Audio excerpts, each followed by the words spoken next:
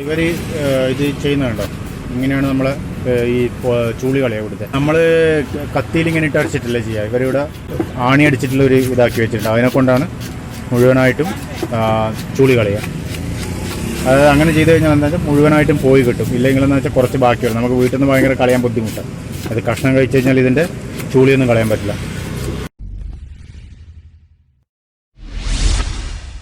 Hello friends, Anees food tech and ട്രാവലിലേക്ക് എല്ലാവർക്കും സ്വാഗതം. അപ്പോൾ നമ്മൾ ഇന്ന് വരുന്നത് എന്താണ്? ഒരു ഫിഷ് ഫ്രൈ ആയിട്ടാണ്.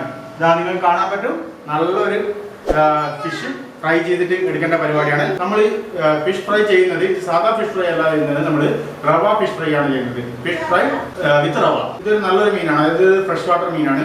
കാണാൻ ഒരു ആവോലിയുടെ കളർ, ആവോലി പോലെ ഉണ്ടാവുക, പക്ഷെ റെഡ് കളറായിരിക്കും. ഇതിലധികം മുള്ളും കാര്യങ്ങളൊന്നും ഉണ്ടാവില്ല, നടുക്കുള്ള മുള്ളേ ഉള്ളൂ. ആവോലി പോലത്തെ അതേപോലത്തെ മുള്ള് തന്നെയാണ്, കൂടുതൽ മുള്ളൊന്നുമില്ല. പക്ഷെ ഭയങ്കര നെയ്യായിരിക്കും ഇതിന്. അപ്പോൾ ഞാനിത് മുന്നേ 2 പ്രാവശ്യം വാങ്ങിച്ചിട്ടുണ്ടായിരുന്നു. പക്ഷേ ഇതിൻ്റെ നമ്മൾ ഫ്രഷ് വാട്ടർ മീൻ വാങ്ങിക്കുന്നത് വളരെ കുറവാണ്. പക്ഷേ ഇതിൻ്റെ പേരെന്താണെന്ന് എനിക്ക് എക്സാക്ട്ലി അറിയില്ല. ഇതിന് മുള്ള് ഉണ്ടാവില്ല. പൊരിച്ചാൽ നല്ല ടേസ്റ്റാണ്. കരുവച്ചാലും ടേസ്റ്റ് ഉണ്ടാവും, പൊരിച്ചാൽ ആണ് കൂടുതൽ ടേസ്റ്റ്. അപ്പോൾ ഇതിൻ്റെ പേര് നിങ്ങൾക്ക് അറിയെങ്കിൽ നിങ്ങളൊന്ന് പറഞ്ഞു തരണം. അത് ആര് പറഞ്ഞിട്ട് കമന്റ് ബോക്സിൽ അറിയിച്ചാൽ മതി. അപ്പോൾ നമ്മളിതാ ആദ്യം നമ്മൾ ഇതിനൊന്ന് അരവ് പിടിപ്പിച്ച് വെക്കുന്നു. അരവ് പിടിപ്പിച്ച് വെക്കുന്നതിന് വേണ്ടിയിട്ട് ഇതാ ആദ്യം തന്നെ നമ്മൾ കുറച്ച് മുളക് പൊടി എടുത്തിട്ടുണ്ട്. കാശ്മീരി ചില്ലിയാണിത്. കാശ്മീരി ചില്ലി കളറിന് വേണ്ടിയിട്ടാണ്. ഇത് മഞ്ഞപ്പൊടി. അപ്പോൾ ഇതൊക്കെ കൂടി നമുക്കൊന്ന് മിക്സ് ചെയ്യാം. ഓക്കെ. അപ്പോൾ ആരോട്ട് നമുക്ക് വെള്ളമൊക്കെ ഒഴിച്ച് തന്നിട്ടുണ്ട്. ഇതാ കുറച്ച് വെള്ളം കഴിയുമ്പോൾ കുഴപ്പമില്ല, കാരണം ഇത് എന്തായാലും ഇതിനൊക്കെ പിടിക്കേണ്ടതാണ്. അപ്പോൾ അതാ ഇനിയിപ്പോൾ ഇതിനൊന്ന് നമുക്ക് നല്ലവണ്ണം ഒന്ന് തേച്ച് പിടിപ്പിക്കാം. ഇനി അടുത്ത സ്റ്റെപ്പാണ്, നമ്മൾ ഫ്രൈ ചെയ്യുന്ന സമയത്താണ് നമ്മൾ ഇതിന് റവയൊന്ന് പുരട്ടി കൊടുക്കുക.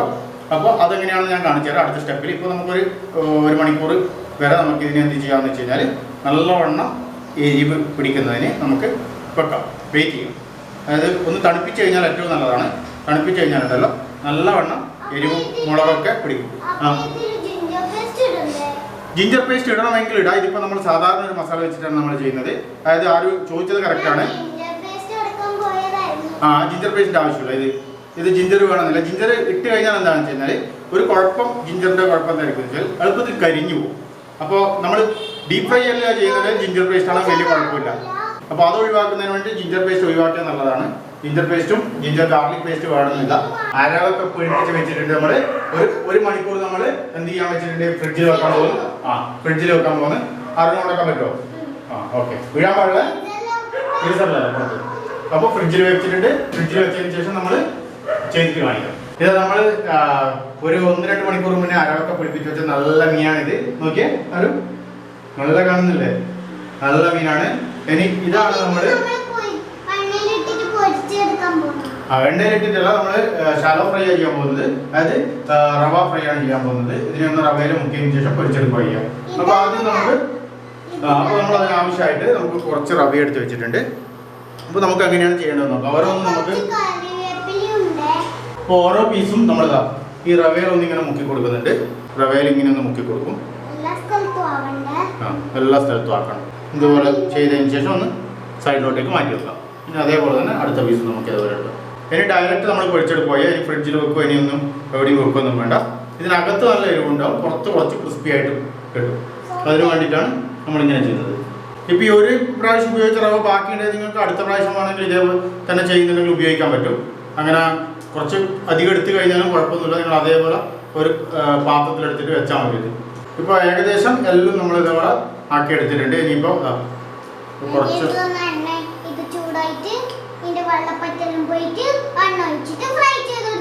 അതെ തന്നെ നമ്മൾ ആരോഗ്യം കുറേ പാചകത്തിന്റെ ചെറിയ ബേസിക്സ് എല്ലാം പഠിച്ചിട്ടുണ്ട്.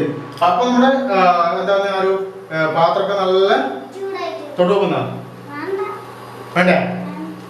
ഓക്കെ.